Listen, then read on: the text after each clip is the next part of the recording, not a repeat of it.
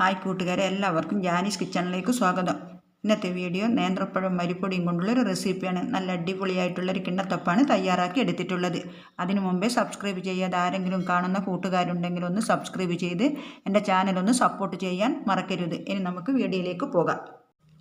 നമ്മുടെ പലഹാരം തയ്യാറാക്കാനായിട്ട് ആദ്യം തന്നെ 2 മീഡിയം സൈസ് നേന്ത്രപ്പഴം എടുത്തിട്ടുണ്ട്. ഇനി നമുക്ക് ഈ പഴമൊന്ന് ആവി കയറ്റിയെടുക്കണം. അതിന് വേണ്ടിയിട്ട് ഇഡ്ഡലി പാത്രത്തിൽ വെള്ളം തിളപ്പിച്ചെടുത്തിട്ടുണ്ട്. ഇനി നമുക്ക് ഈ പഴം 2ആയിട്ട് കട്ട് ചെയ്തെടുത്തതിന് ശേഷം ഇതിലേക്ക് വെച്ച് കൊടുക്കുക. ഇനി മീഡിയം ഫ്ലെയിമിൽ വെച്ച് കൊടുത്തിട്ട് അടച്ച് വെച്ച് ആവിയിൽ വേവിച്ചെടുക്കുക.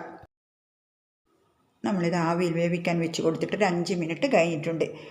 ഇപ്പം നേന്ത്രപ്പഴമെല്ലാം നന്നായിട്ട് വെന്ത് വന്നിട്ടുണ്ട്. ഇനി നമുക്ക് ഫ്ലെയിം ഓഫ് ചെയ്തിട്ട് ചൂടാറാനായിട്ട് മാറ്റി വെക്കാം.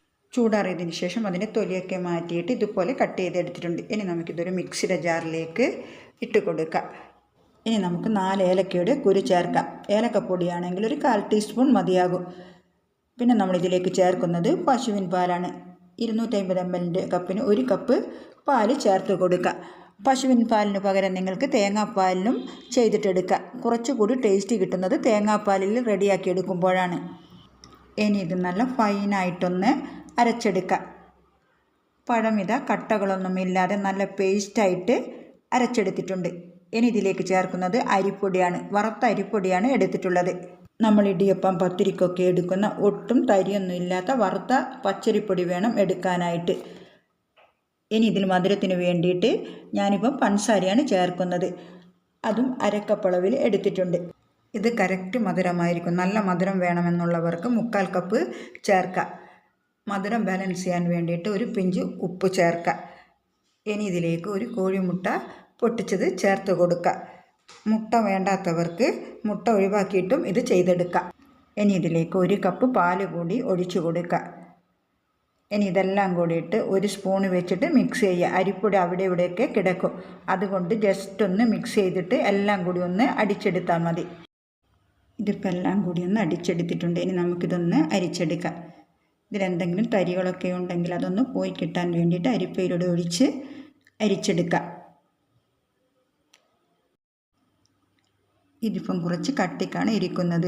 ഇനി ഇതിലേക്ക് 1/2 കപ്പ് വെള്ളമോ അല്ലെങ്കിൽ 1/2 കപ്പ് പാലോ ചേർത്ത് കൊടുത്താൽ മതിയാവും.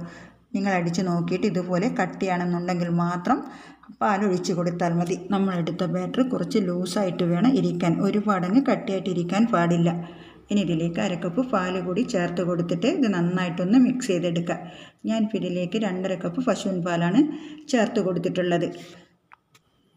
ഇപ്പം നമ്മുടെ ബാറ്റർ റെഡിയായിട്ടുണ്ട്. ഈ ഒരു കട്ടിക്ക് വേണം നമ്മളിത് റെഡിയാക്കി എടുക്കാനായിട്ട്. ഇനി ഒരു കടായി അടുപ്പത്ത് വെച്ച് കൊടുത്തിട്ട് നമ്മൾ തയ്യാറാക്കിയ ബാറ്ററങ്ങ് മുഴുവനായിട്ടും ഇതിലേക്ക് ഒഴിച്ചു കൊടുക്കുക. അതിനുശേഷം നമുക്ക് ഫ്ലെയിം ഓണാക്കി കൊടുക്കാം. ആദ്യം ഹൈ ഫ്ലെയിമിൽ വെച്ച് കൊടുക്കുക. പിന്നെ ചെറുതായിട്ടൊന്ന് കുറുകി വരുന്ന സമയത്ത് നമുക്ക് ഫ്ലെയിം കുറച്ച് വെച്ച് കൊടുക്കാം. കൈവിടാതെ തന്നെ ഇളക്കി കൊടുക്കണം. പെട്ടെന്ന് തന്നെ ഇത് റെഡിയായി കിട്ടും. ഇതുപോലെ ഒന്ന് കുറുകി വരുന്ന സമയത്ത് നമുക്ക് ലോ ടു മീഡിയം ഫ്ലെയിമിൽ വെച്ചിട്ട് ഇതൊന്ന് ഇളക്കി യോജിപ്പിച്ചെടുക്കാം. പാനിൽ നിന്ന് നമുക്ക് വിട്ട് കിട്ടണം. അതുവരെ നമുക്കൊന്ന് ഇളക്കി കൊടുക്കേണ്ടി വരും. പെട്ടെന്ന് തന്നെ റെഡിയായി കിട്ടും. ചെറിയ ചെറിയ കട്ടകൾ പോലെ കിടക്കുന്നതുണ്ടെങ്കിലൊന്നും കുഴപ്പമില്ല. അതെല്ലാം ഒന്ന് കുറുകി വരുന്ന സമയത്ത് കട്ടകളെല്ലാം മാറിക്കിട്ടും. കുറുകി വന്നതിന് ശേഷം ഫ്ലെയിം കുറച്ച് വെച്ചിട്ട് ഇപ്പോൾ ഒരു 3 മിനിറ്റ് കഴിഞ്ഞിട്ടുണ്ട്. ഇനി ഇതിലേക്ക് കുറച്ച് നെയ്യ് ഒഴിച്ചു കൊടുക്കുക. അപ്പോൾ നമുക്ക് നല്ല സ്മൂത്തായിട്ട് ഇളക്കിയെടുക്കാൻ പറ്റും. ഇപ്പം ഞാൻ ഇതിലേക്ക് 1 ടേബിൾ സ്പൂൺ നെയ്യ് ഒഴിച്ചു കൊടുക്കുകയാണ്. വീണ്ടും നമുക്ക് ഫ്ലെയിം കുറച്ചിട്ടിട്ട് തന്നെ ഇളക്കി കൊടുക്കുക. ഇപ്പം കണ്ടോ, നല്ല സ്മൂത്തായിട്ട് തന്നെ ഇളക്കിയെടുക്കാൻ പറ്റുന്നുണ്ട്. ഒരു പാടങ്ങ് കടായിൽ നിന്നും ഉരുണ്ട് ബോൾ പോലെ വരേണ്ട ആവശ്യമില്ല. ജസ്റ്റ് ഒന്ന് കടായിൽ നിന്ന് വിട്ട് കിട്ടിയാൽ മാത്രം മതിയാകും. അതുവരെ നമുക്കിതൊന്ന് ഇളക്കി കൊടുക്കാം. അപ്പോൾ നിങ്ങൾക്ക് നെയ്യിൻ്റെ ടേസ്റ്റ് അധികം ഇഷ്ടമാണെന്നുണ്ടെങ്കിൽ 1 ടീസ്പൂൺ കൂടി ഒഴിച്ചു കൊടുക്കാം. ഞാനിപ്പോൾ 1 ടേബിൾ സ്പൂൺ മാത്രമാണ് ഒഴിച്ചു കൊടുത്തിട്ടുള്ളത്. ഇനി ഇത് കൈവിടാതെ തന്നെ ഇളക്കി കൊടുക്കുക.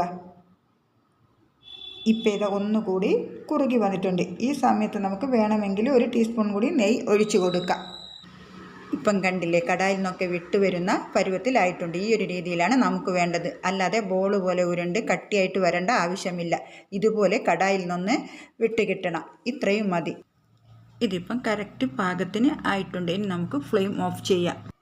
ഇതൊന്ന് സെറ്റ് ചെയ്യാൻ വേണ്ടിയിട്ട് ഇതുപോലുള്ളൊരു സ്റ്റീലിൻ്റെ പ്ലേറ്റിൽ നെയ്യ് തടവി ബ്രഷ് ചെയ്ത് വെച്ചിട്ടുണ്ട്. ചൂടോടുകൂടി തന്നെ ആ പാത്രത്തിലേക്ക് ഒഴിക്കാം. ആദ്യമേ പാത്രത്തിൽ നെയ്യ് തടവി വെക്കുക. ഇനി ഇതൊന്ന് ലെവൽ ചെയ്ത് കൊടുക്കാം. എന്നിട്ടൊരു സ്പൂണിലോ അല്ലെങ്കിൽ ഒരു സ്പാച്ചിലയിലോ കുറച്ച് നെയ്യ് തടവിയിട്ട് നല്ലതുപോലെ ഒന്ന് ലെവൽ ചെയ്തെടുക്കാം. ഇപ്പോൾ ഇതാ നല്ലതുപോലെ ഒന്ന് ഫിനിഷാക്കി എടുത്തിട്ടുണ്ട്. ഇതിപ്പം നല്ല ചൂടാണ്. ഇതിൻ്റെ ചൂടൊന്ന് മാറട്ടെ. ഇപ്പോൾ ഇതിൻ്റെ ചൂടൊക്കെ നന്നായിട്ട് മാറി വന്നിട്ടുണ്ട്. ഇനി നമുക്കിതിൻ്റെ സൈഡൊക്കെ ഒന്ന് വെടിവെച്ചെടുത്തതിന് ശേഷം ഒരു പ്ലേറ്റിലോട്ട് ഡിമോൾഡ് ചെയ്യാം. ഇനി നമുക്കിതൊന്ന് തുറന്ന് നോക്കാം. നല്ല അടിപൊളിയായിട്ട് കിട്ടിയിട്ടുണ്ട്. നേന്ത്രപ്പഴവും അരിപ്പൊടിയും വെച്ചിട്ട് വളരെ എളുപ്പത്തിൽ ഉണ്ടാക്കിയെടുക്കാൻ പറ്റുന്ന കിണ്ണത്തപ്പം ഇവിടെ റെഡിയായിട്ടുണ്ട്. ഇനി നമുക്ക് ഇഷ്ടമുള്ള ഷേപ്പിൽ കട്ട് ചെയ്തെടുക്കാം. നല്ല സോഫ്റ്റായിട്ടാണ് ഇരിക്കുന്നത്. നിങ്ങൾക്കിത് കട്ട് ചെയ്തെടുക്കുന്ന സമയത്ത് മനസ്സിലാകും ഇത് എത്രത്തോളം സോഫ്റ്റാണെന്ന്. കഴിക്കാൻ അടിപൊളി ടേസ്റ്റാണ്. ഫംഗ്ഷൻ വരുന്ന സമയത്തും കുട്ടികൾ സ്കൂൾ വിട്ട് വരുന്ന സമയത്തൊക്കെ നമുക്ക് ഉണ്ടാക്കി കൊടുക്കാൻ പറ്റുന്ന ഒരു അടിപൊളി കിണ്ണത്തപ്പമാണ്. നേന്ത്രപ്പഴവും അരിപ്പൊടിയും വെച്ചിട്ട് ഇതുപോലൊരു കിണ്ണത്തപ്പം ഒരു പ്രാവശ്യമെങ്കിലും നിങ്ങളൊന്ന് ട്രൈ ചെയ്ത് നോക്കൂ. തീർച്ചയായിട്ടും നിങ്ങൾക്ക് എല്ലാവർക്കും ഇഷ്ടമാവും. വീണ്ടും നല്ല റെസിപ്പിയായിട്ട് കാണാം. Okay, thank you.